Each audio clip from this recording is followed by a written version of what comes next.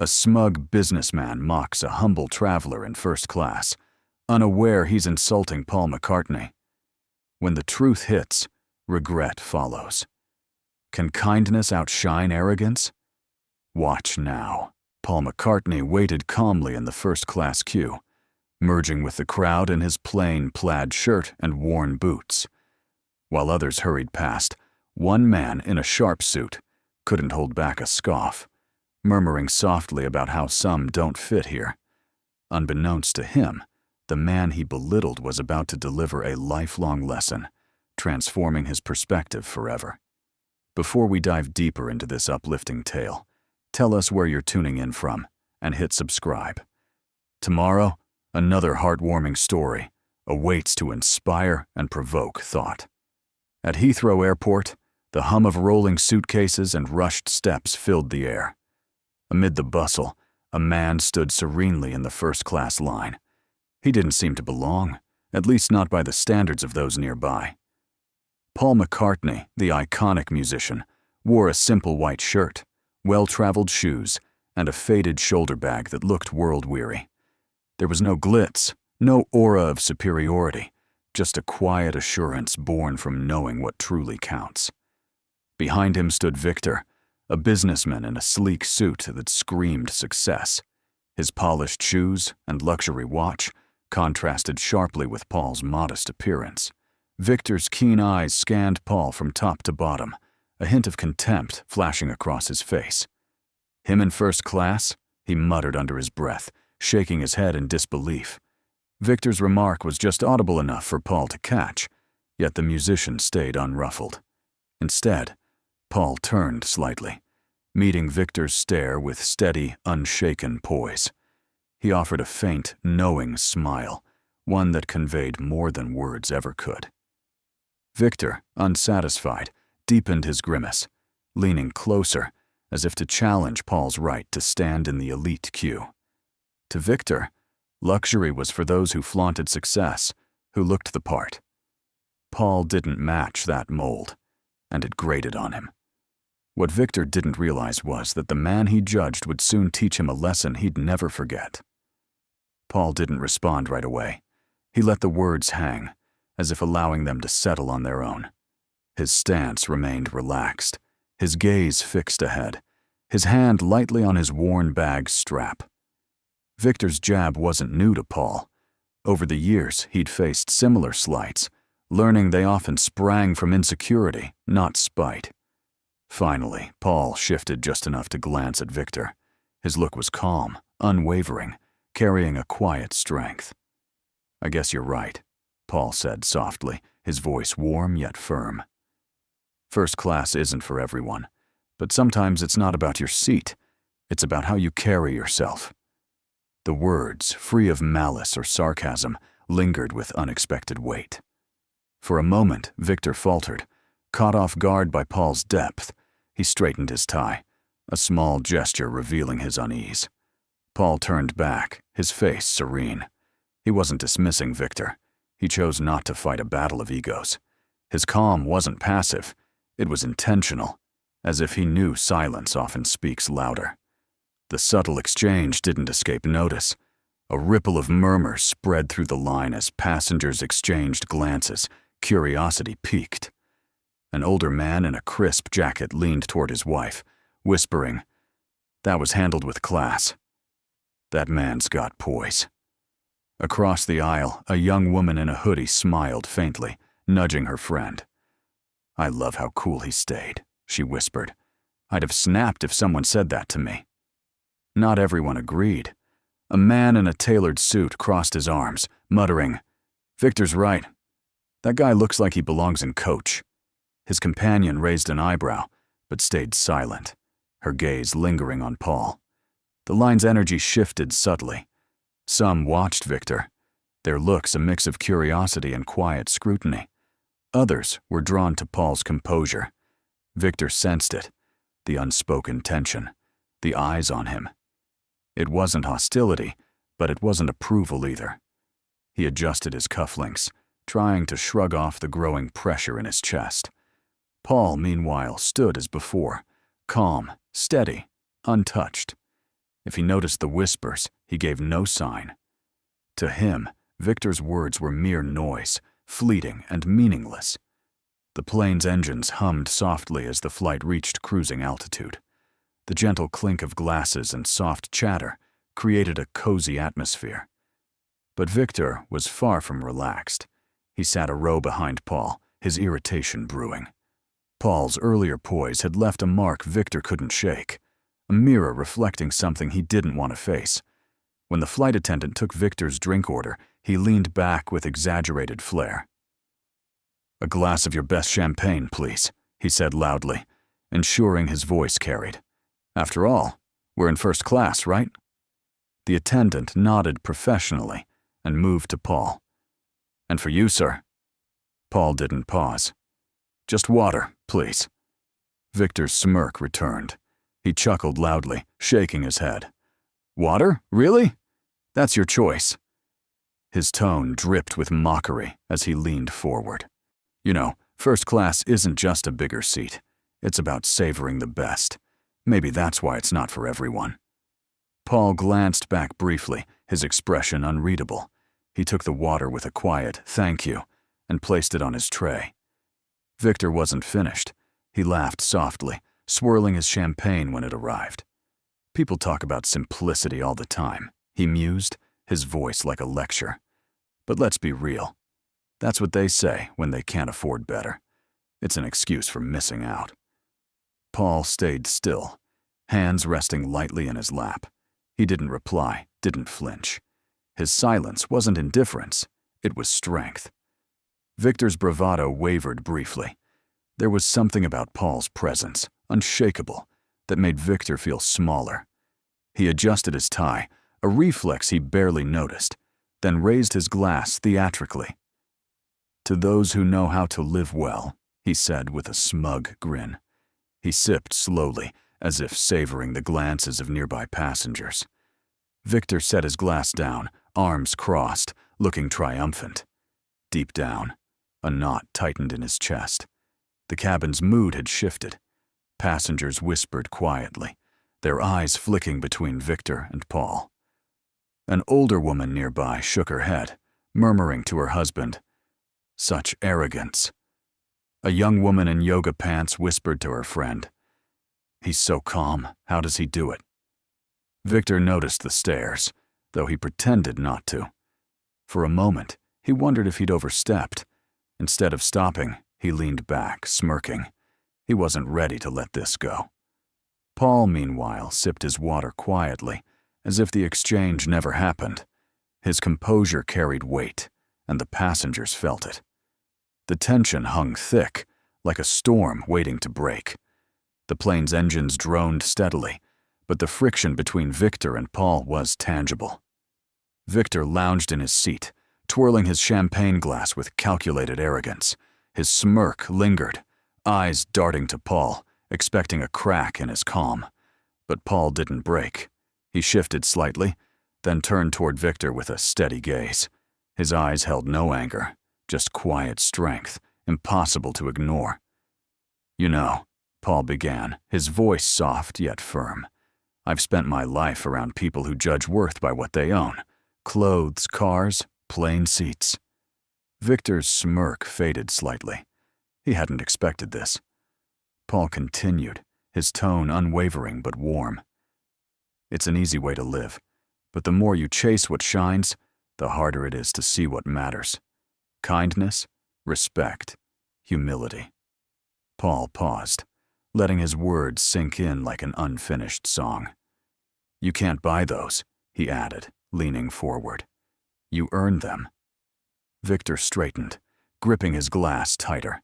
He tried to hold his composure, but Paul's words cut deeper than he'd admit. Paul leaned back, his gaze softening. "The need to put others down to feel big. That's not strength. It's fear. You don't have to live that way." Victor blinked, his jaw tightening. His fingers brushed his glass, but the gesture felt empty. The confidence he'd flaunted moments ago seemed distant. Paul's eyes shifted to the window, as if the exchange was done. He sipped his water slowly, movements deliberate. The cabin fell silent. Passengers who'd watched now exchanged looks, their expressions a mix of awe and reflection. An older man nearby whispered to his wife. That was powerful. He didn't even raise his voice. A young woman in sneakers nudged her friend, whispering, I don't know him, but that guy's pure class. Victor sat frozen. He felt the weight of eyes on him, not the admiration he craved, but quiet judgment, even pity. He cleared his throat, adjusted his tie, searching for a retort. Nothing came. Paul's words clung to him. The tension, once Victor's weapon, now felt like his defeat. Paul didn't look back. For him, the moment was over. For Victor and those watching, it lingered. The cabin lights dimmed as the plane hit turbulence. Overhead, bins rattled, and passengers gripped armrests. A nervous hush spread as the plane jolted again, harder. Victor shifted uneasily, his confidence cracking. He glanced around, masking his nerves, but his tense jaw betrayed him. His hand clenched the armrest, seeking control over the uncontrollable. The flight attendant's voice crackled over the intercom, calm but firm. Ladies and gentlemen, we're hitting some turbulence. Please stay seated with seatbelts fastened. We'll update you soon. Paul, rows ahead, stayed composed. He took a deep breath, hands light in his lap. As the plane shook again, he turned to the elderly woman beside him, her face pale, clutching her husband's arm. It'll pass soon, Paul said gently, his voice soothing. These things happen. The crew's got it. The woman's grip eased, her eyes meeting his. Paul's steadiness calmed her, rippling to those nearby. Victor watched, silent. The turbulence wasn't severe, but it rattled him. He tried to mimic Paul's calm, sitting straighter, but it felt forced. His fingers tapped the armrest as he avoided imagined stares. Another jolt hit, lights flickering. A gasp came from the back. The cabin felt heavier, unease spreading. The flight attendant moved down the aisle, checking passengers. Passing Paul, he gestured to the elderly couple. They could use some comfort, he said softly. She nodded, offering the couple kind words. Victor saw this, feeling a shift inside. Paul's calm wasn't just personal, it extended outward, like a safety net. The turbulence eased, jolts fading. A collective sigh filled the cabin, followed by soft chatter.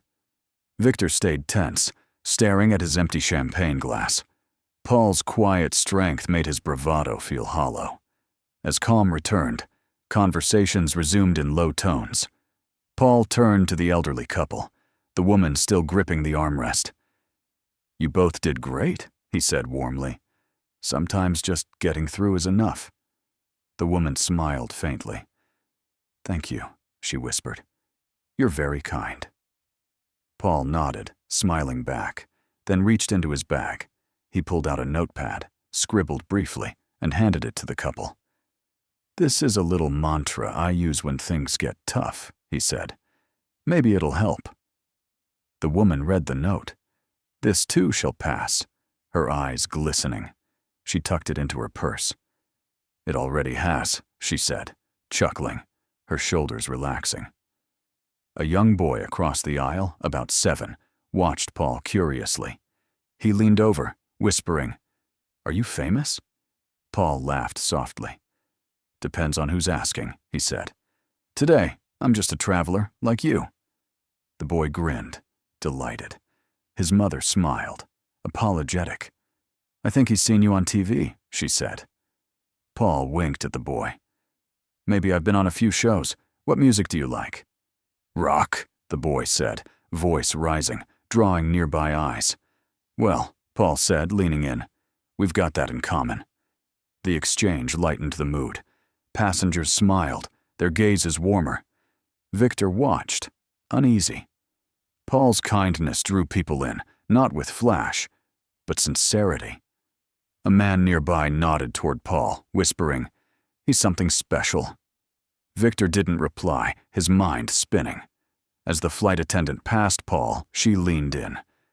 Mr. McCartney, she said softly, the captain says your Tokyo connection is confirmed.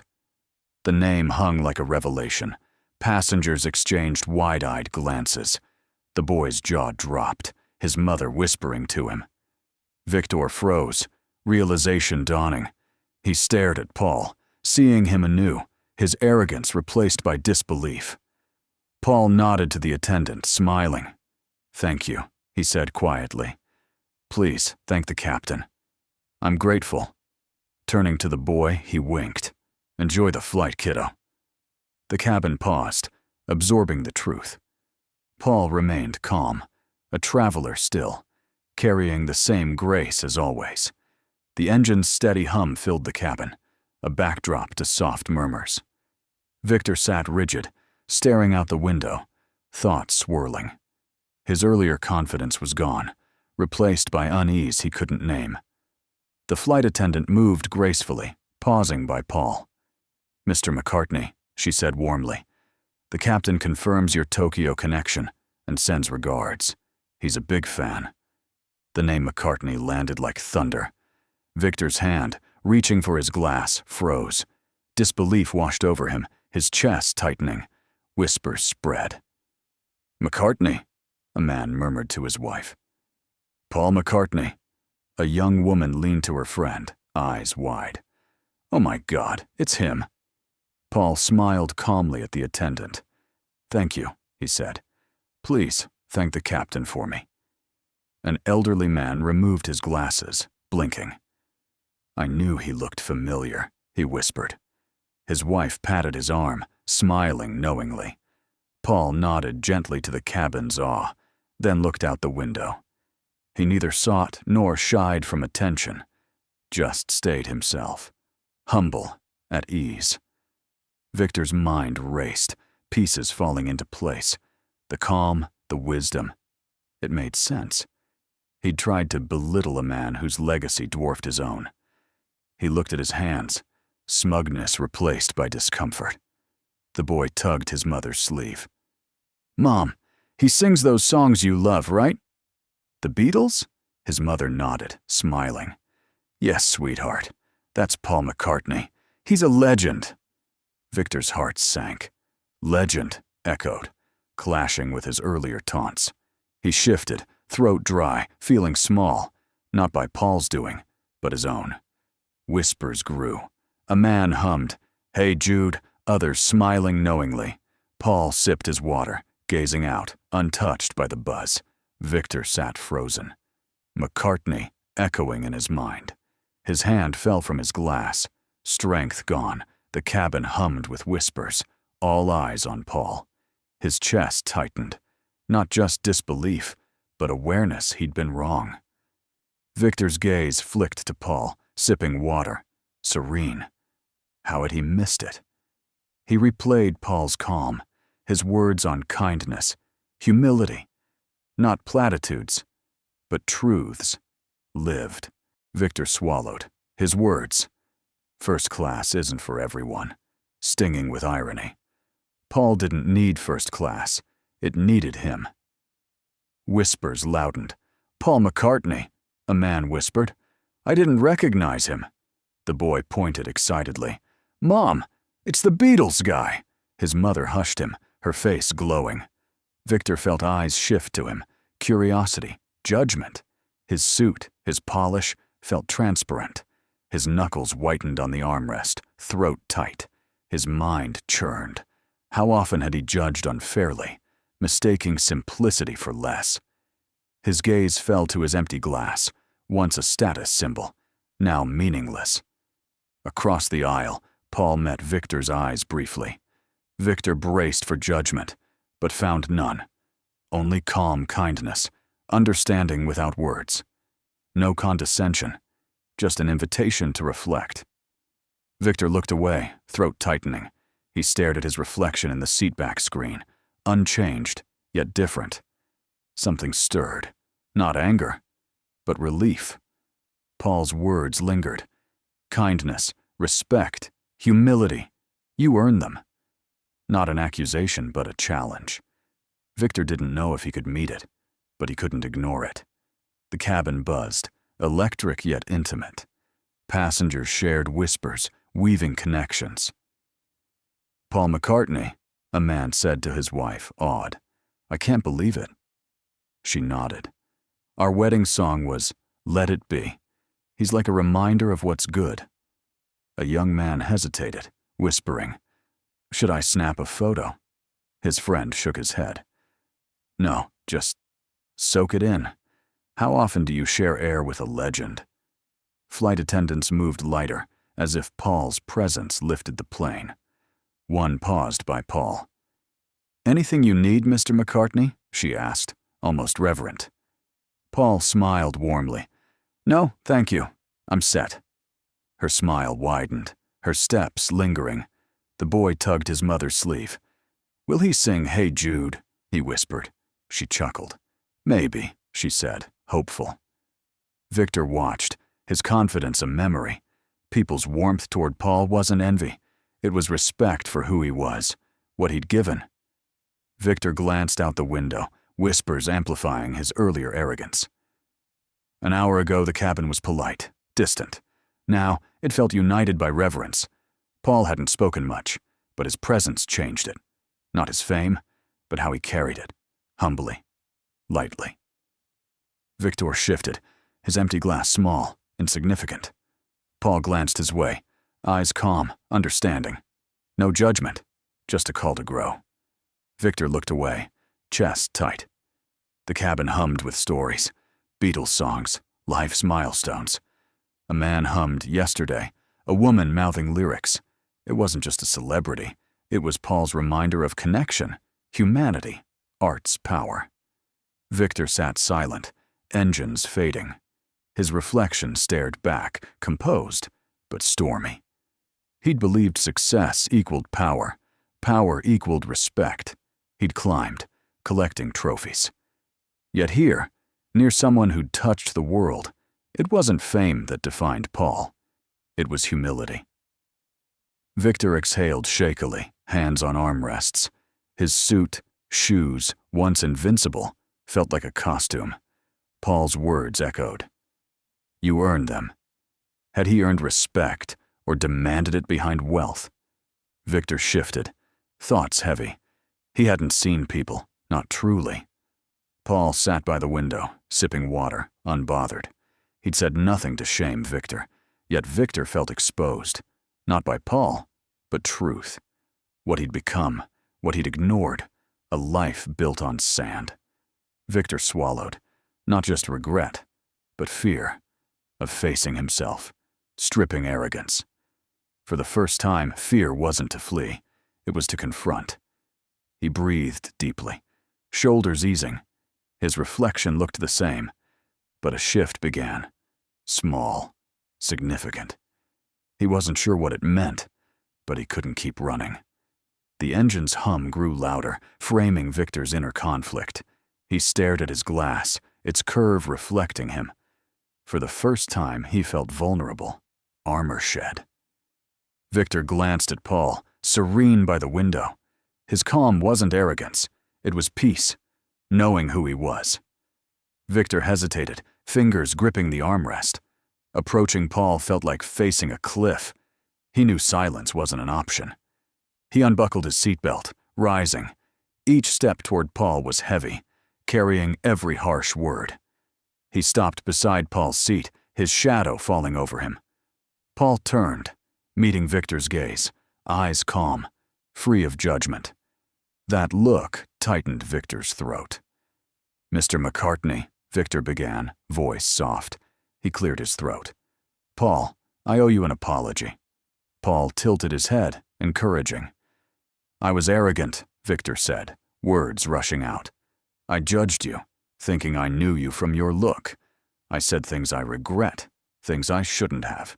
His voice wavered, eyes dropping. I've spent my life valuing people by what they show, and today I see how wrong that is. Paul studied him, thoughtful, then nodded, gesturing to the seat opposite. Sit, he said warmly. Victor hesitated, then sat, hands clasped. Paul leaned in. Victor, he said gently, admitting you're wrong takes courage. More than most have. Victor blinked, caught by Paul's kindness. We all mess up, Paul continued. What counts is what we do next. Learn, grow, or let it define us. Victor nodded, eyes stinging. He hadn't expected grace. I've pushed people away, Victor admitted, thinking it kept me ahead. Now I see I've missed something vital. Paul smiled gently. It's never too late to see differently, he said. Never too late to change. Victor's throat tightened. For the first time, he didn't need control. Thank you, he said softly, voice thick. Not just for listening, but for showing me what I needed. Paul placed a hand on Victor's shoulder. You're welcome, he said. The best journeys find us along the way. Victor exhaled, tension easing. He returned to his seat, lighter, not fixed, but hopeful. His heart stayed heavy, but his mind was clearer. He gazed at clouds, sunlight warm. Paul's words echoed, never too late. Victor had thought success freed him from change. Now he saw success without humility was hollow. He glanced at his hands, once clenched around status, now relaxed. Across the aisle, Paul sipped water, flipping through a book, at peace, not proving anything. Victor breathed deeply, thoughts on those he'd pushed away, colleagues, friends, family, for ambition. It stung, but it was possibility. He grabbed his notebook, not for plans, but to write. Who am I without the suit? The question was stark, daunting, but fearless. As the flight continued, Victor noticed kindness, the attendants' warmth, passengers' smiles, the boy glancing at Paul. These were connections. Victor smiled faintly, eyes softening. He hadn't seen people like this before. The plane landed smoothly, sunlight streaming in. Passengers gathered belongings, unhurried. Victor sat, staring at his notebook. Who am I without the suit? Was a mirror, a promise to face himself. He folded it, tucking it into his pocket. Not a fleeting thought, but a vow. Paul zipped his bag, grounded as ever. Victor watched, seeing a man living with purpose. Grace. As Victor stood, he glanced around. The boy clutched his mother's hand, whispering excitedly. A couple smiled, hands linked, sharing quiet gratitude. The scene was simple, yet Victor saw its beauty. Connection, kindness, presence. Before leaving, Victor met Paul's eyes once more. No words passed, but Paul's look said it all. Encouragement, not perfection, but trying. Victor's story reminds us we're all evolving. Life isn't about titles or trophies. It's about impact, connections, courage to grow. Change starts with clarity, choosing to see ourselves, letting go, embracing what matters. So, as you journey on, remember, the greatest success is walking beside others. Our legacy is how we lift others, and it's never too late to begin anew. If this story moved you, give it a thumbs up and share it with someone needing inspiration. Your support fuels our team to share more uplifting tales. Hit subscribe to join us, and never miss a chance to reflect, grow, connect. Thank you for watching, and we can't wait to share more.